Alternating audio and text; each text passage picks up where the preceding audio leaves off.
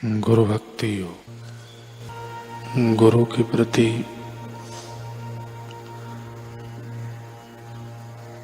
आज्ञाकारिता आवश्यक है। जिसके मन से तमाम अशुद्धियां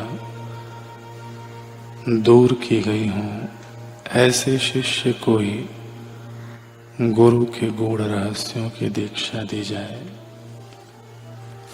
तो उसका मन संपूर्ण स्थिरता प्राप्त कर सकेगा और वह निर्विकल्प समाधि की अवस्था में प्रविष्ट हो सकेगा।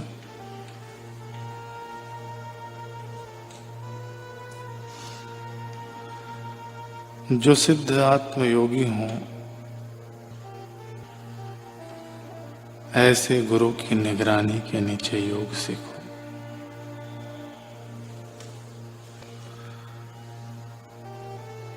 विषय विकार के रंगे हुए आपके मन को एकाग्रता गुरु के उपदेश एवं उपनिषदों के वाक्यों के मनन, ध्यान एवं जप से पवित्र बनाना पड़ेगा। आपको मार्गदर्शन देने के लिए आत्म साक्षात्कारी सद्गुरु होने चाहिए।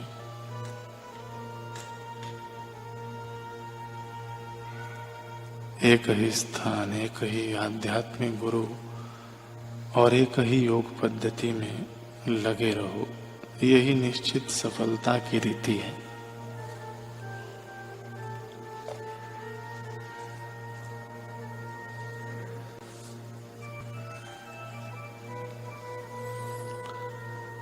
एक व्यक्ति 3 वर्ष तक एक स्थान पर बैठकर लगातार साधना करता था। तब उसे इस बात का सूक्ष्म अभिमान हो गया।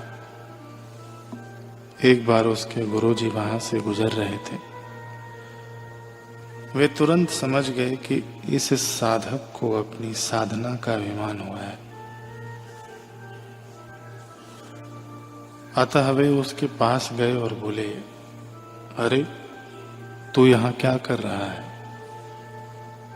वह बोला, मैं यहाँ एक स्थान पर बैठकर 3 वर्ष से साधना कर रहा हूं।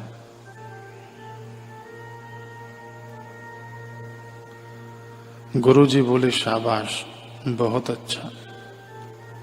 तो बस अब तू और लीन अब तू और 3 ही दिन यहाँ लगातार बैठकर साधना कर। इससे तुझे आज तक की हुई साधना का फल मिल जाएगा। वह फिर से साधना करने लगा। उसे लगा कि जब मैंने 3 वर्ष तक साधना किया है तो यह 3 दिन साधन करना क्या मुश्किल होगा, यह तो मैं आसानी से कर लूंगा।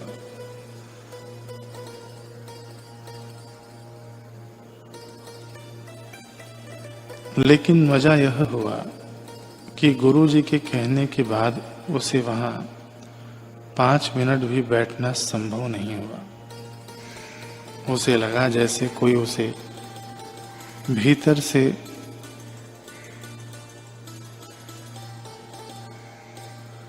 फेंक दे रहा है। उसे लगा जैसे कोई उसे भीतर से फेंक दे रहा है। नीचे से मानो चींटियां निकल रही हैं और उसे सब ओर से भय लगने लगा। उसे अपनी भूल समझ में आई और वह गुरुजी के चरणों में आ गिरा। बोला, गुरुदेव, आज तक मैं सोचता था कि मैं अपने बल से साधना में सफल हो रहा हूं, परंतु वास्तव में आप ही मुझसे सब करा रहे थे। आप ही ने शक्ति दी, इसलिए मुझसे यह साधना हो पाई, अन्यथा न होती। अतः अब मैं आपकी शरण आया हूं। इस प्रकार अभिमान रहित होकर सद्गुरु की शरण जाने पर उस पर गुरु की कृपा हुई और वह साधना में सफल हुआ। अहंकार साधना का बड़ा विघ्न है। यह ऐसा दुर्गुण है कि सारी साधना को चट कर देता है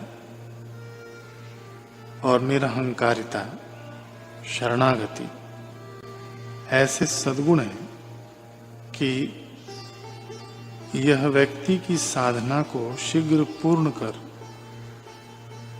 अनंत फल की प्राप्ति करा देता है। गंगा किनारे एक महात्मा बैठे हुए थे। उनके पास एक व्यक्ति जाकर चरणों में गिर पड़ा और बोला, गुरुदेव, आपके श्री चरणों में मुझे आश्रय दीजिए, मुझे अपना शिष्य बना लीजिए।